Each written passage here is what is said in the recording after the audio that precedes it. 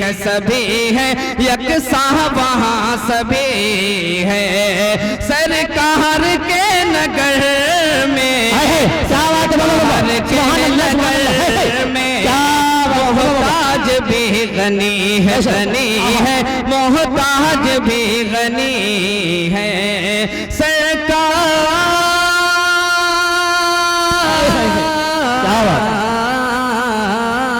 کے نگر ہم وہاں جا کے نہ آئے تو مزہ آ جائے ہم وہاں جا کے نہ آئے تو مزہ آ جائے اے تھام کر روضہ اقدس کی سنہری جالی حال دل اپنا سنائے تو مزہ آ جائے اے تھام کر روضہ اقدس کی سنہری جالی تھام کر روضہ اقدس کی سنہری جالی حال دل اپنا سنائے تو مزہ آ جائے ارے وہ اپنے ہاتھوں سے پلا کر میں توحید کی جام وہ اپنے ہاتھوں سے پلا کر میں توحید کی جام وہ ہمیں مست بنائے تو مزہ آ جائے وہ ہمیں مست بنائے تو مزہ آ جائے اور سر وہاں جنوں ملائکہ بھی جھک جاتے ہیں ہم وہیں سر کو جھکائیں تو مزہ آ جائے ہم وہیں سر کو جھکائیں تو مزہ آ جائے یہ تمنا ہے مسعود کہ شر حسر نبی وہ ہمیں اپنا کہہ کے جو بلائے تو مزہ آ جائے وہ ہمیں اپنا کہہ کے جو بلائے تو مزہ آ جائے آئیے حضرات گرامی اب میں چاہتا ہوں کہ بلا کسی تمہید کے نعت کے بعد آپ کو تقریر کی طرف لیے چلو اگر یوں کہہ دو تو تقریر وہ فن ہے جو چمنستان عالم میں اتنے بڑے بڑے کاموں کا انجام دیا ہے تاریخ شاہد ہے کہ چمنستان میں اتنے بڑے بڑے کاموں کا انجام دیا ہے کہ ایمان و یقین کی شمع جلائی ہے رشت و ہدایت کا دریا بہائے ہے اس نے میدان کے میدان جیتے ہیں یہ وہی خطابت ہے جسے نبی کی زبان تک پہنچی تو دعوت و ہدایت بن گئی یہ وہی خطابت ہے جسے کسی لیڈر نے اختیار کیا تو ترانہ سیاست بن گئی جب یہی خطابت جب الگ الگ انداز میں الگ الگ انداز سے جب جوہر بکھیرے تو کسی شاعر کو کہنا پڑا کہ خطابت وزن میں آئے تو ہتھیار بن جائے کبھی نزا کبھی خنجر کبھی تلوار بن جائے خطابت کی گل افسانی مسلم ہے زمانے میں کہ نجاسی کی آگے جعفر تیار بن جائے آئیے حضرات گرامی اسی تقریر اسی خطابت پیش کرنے کے لیے آپ کے دیار کہیں ایک ایسے شخصیت سے اس وقت ملاقات کرنے کی گزارش کر رہا ہوں اور اس وقت گزارش کر رہا ہوں حافظ وقاری جناب افتخار احمد صاحب جامعی سے کہ آپ ڈائس پر تشریف لائیں اپنی خوب پرزور انداز میں اپنے خطابت سے ہم سامعین کو نوازے شعر کے ساتھ استقبال ہے کہ عجب جادو ہے ان کے گفتگو میں مخاطب ہو تو پتھر بولتا ہے نحمده ونصلي على رسوله الكريم أما بعد فأعوذ بالله من الشيطان الرجيم بسم الله الرحمن الرحيم واصبر وما صبرك إلا بالله ولا تحزن عليهم ولا تك في ضيق مما يمكرون إن الله مع الذين اتقوا والذين هم محسنون ولا تستوي الحسنة ولا السيئة ادفع بالتي هي أحسن وإذا خاطبهم الجاهلون قالوا سلاما محترم حضرات جیسا کہ آپ حضرات کو پتہ ہے یہ جشن عقیقہ ہے اور دوسرا قاری واحد الزما صاحب دامت برکاتہم عالیہ نے جو اپنا گھر چھت ڈھلائی کیا ہے اس کے خوشی میں اس مجلس کو منعقد کیا ہے تو میرے بھائیوں اللہ تعالیٰ نے کم و بیش 1,24,000 انبیاء علیہ السلام کو اس دنیا کے اندر بھیجا سب کا مقصد ایک ہی تھا یا ایھا الناس قولوا لا الہ الا اللہ تفلحوا اے لوگو کلمہ کہہ لو کامیاب ہو جاؤ گے اور سب سے اخیر میں جناب محمد عربی صلی اللہ علیہ وسلم تشریف لائے یہ آخری نبی کی آخر امت یہ آخری کتاب جسے قرآن مقدس کہا جاتا ہے ان نبی سے آخری نبی جناب محمد عربی صلی اللہ علیہ وسلم سے بڑھ کر کوئی نبی نہیں ہے اور اللہ کے نبی صلی اللہ علیہ وسلم کی امت سے بڑھ کر کوئی امت نہیں ہے اللہ کے نبی صلی اللہ علیہ وسلم کے اوپر جو قرآن مقدس نازل ہوا ہے اس قرآن سے بڑھ کر کوئی کتاب نہیں ہے آئیے یہ امت کی ذمہ داری کیا تھی، آج امت کہاں جا رہی ہے؟ اس امت کا ذمہ داری، سب سے پہلے ذمہ داری آقا مدنی صلی اللہ علیہ وسلم نے جس دین کو چھوڑ کر ہمیں اور آپ کے لیے اس دنیا سے الوداع کہہ کر چلے گئے ہیں، اس کے لیے ہم کیا کر رہے ہیں ذرا ہم اپنے دل پر ہاتھ رکھ کر دیکھیں۔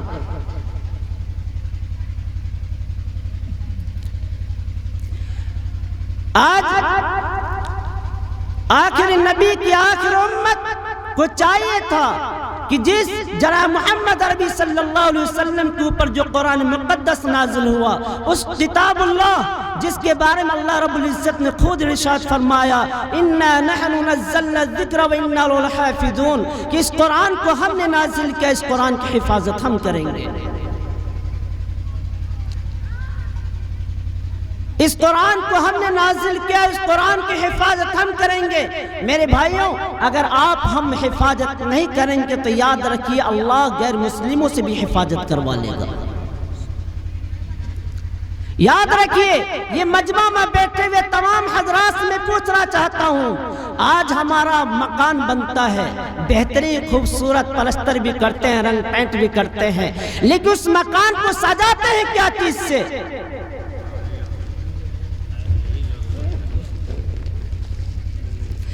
اس مکان کو سجاتے ہیں، سب سے پہلے اس مکان کو ہم سجاتے ہیں جہیز سے، 1.5 لاکھ کا پلنگ سے، 50,000 کا ٹی وی سے، اور واشنگ مشین دے کر جہیز کا جتنی بھی سامان وہ تمام سامان سے ہم اپنے گھر کو سجاتے ہیں۔ اب ذرا سوچئے، آج نوجوان سب سے پہلے جو گھر بناتے اس گھر کے اندر اس چیز کو سجانے کے لیے ان چیزوں کا طلبگار ہوتا ہے جو آقا مدنی صلی اللہ علیہ وسلم نے جن چیزوں سے منع فرمایا ہے۔ آج ہمارے معاشرہ کے ایک بچی قرآن کریم کی تعلیم سے واسطہ نہیں رکھتی ہے، وہ سب سے پہلے آج کے موجودہ حالات میں اپنے شوہر کے گھر روانہ ہوتی ہے تو کیا چیز لے کر جاتی ہے؟ وہ گیٹ کا پردہ لے کر جاتی ہے، وہ گیٹ کا پردہ لے کر جاتی ہے، اور گھر کے اندر جتنی بھی اس کا فیشن کا سامان وہ تمام کے تمام سامان لے کر اپنے شوہر کے گھر روانہ ہوتی ہے۔ آئیے آج 100-500 سال پہلے پیچھے جائیے، پیچھے جائیے، 500 سال پیچھے جائیے میرے بھائیوں، اس زمانے میں ایسی بچے پیدا ہوئی ہیں، اس زمانے میں ایسے بچے پیدا ہوئے ہیں۔ آپ ذرا سوچئے وہ کون سا وقت تھا صحابہ کا جس کے گھر میں ایسی بچیاں پیدا ہوئی جنہوں نے اپنے ہاتھ سے اپنے شوہر کے گھر روانہ ہوا کرتی تھی۔ اس وقت میں تو اپنے ہاتھ سے قرآن کریم کو لکھا کرتی تھی اور قرآن کریم لکھ کر پھر اپنے شوہر کے گھر جایا کرتی تھی۔ اس وقت میں آج ہم گھر کو سجاتے ہیں گانا سے، آج گھر کو سجاتے ہیں ٹی وی اور پردہ سے، اور گھر کو سجاتے ہیں ایسن فیشن کے سامان سے۔ گھر کو سامان سے نہیں سجایا جاتا ہے، گھر کو سجانا ہے تو آج کوئی ایسا فرد بتا جس مجمع کے اندر بیٹھتے ہوئے جس کے گھر میں جس کی بیوی یا کسی کی بیٹی یا کسی کی بہن روزانہ 1 پارہ بھی پڑھتی ہو، کوئی فرد ایسا اس مجمع کے اندر نہیں ہوگا، کوئی فرد ایسا نہیں ہوگا اس مجلس کے اندر جس کے گھر کے اندر پورے سال میں قرآن کریم بھی مکمل شاید کسی کے گھر کے اندر ہوتا ہوگا، ورنہ تو کوئی قرآن کے اوپر خیال رکھنے والا نہیں ہے۔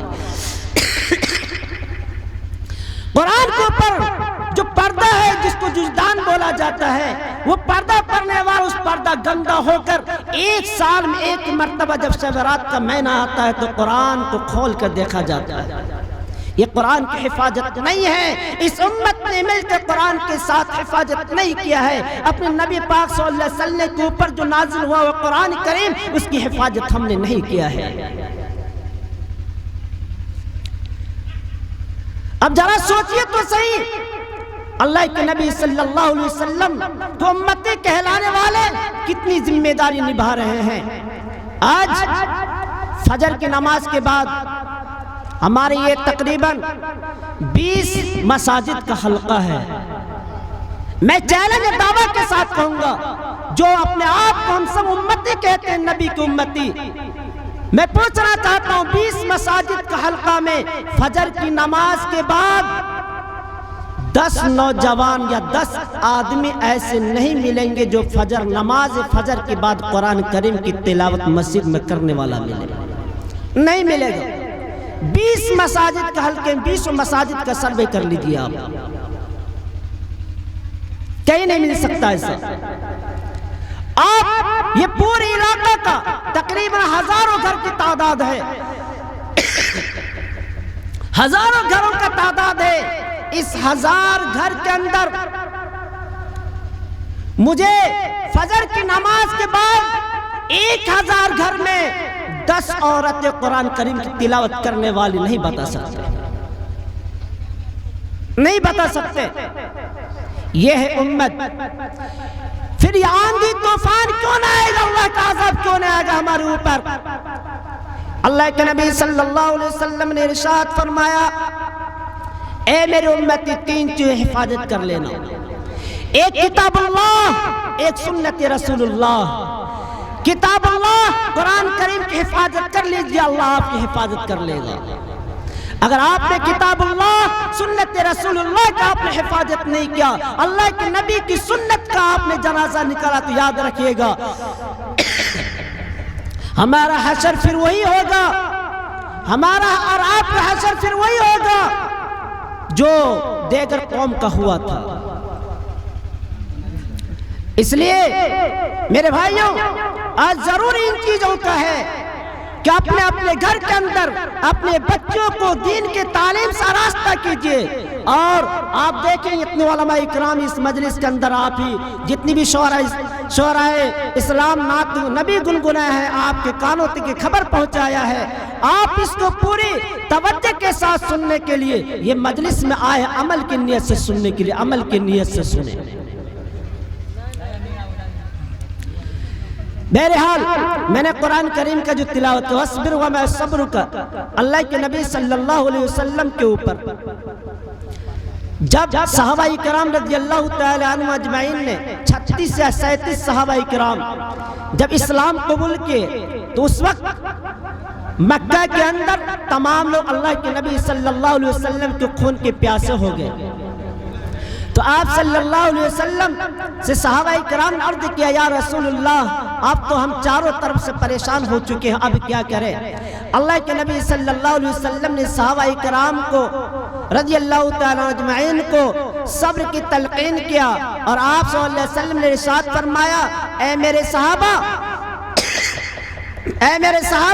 پہلے کے انبیاء علیہ السلام کے اوپر آرا چلا دیا جاتا تھا، بیچ چیر دیا جاتا تھا، وہ اسلام سے نہیں پھرتے تھے۔ اے میرے صحابہ، پہلے کے انبیاء علیہ السلام کو دیگ میں پکا دیا جاتا تھا، لیکن وہ اسلام سے نہیں پھرتے تھے۔ اے میرے صحابہ،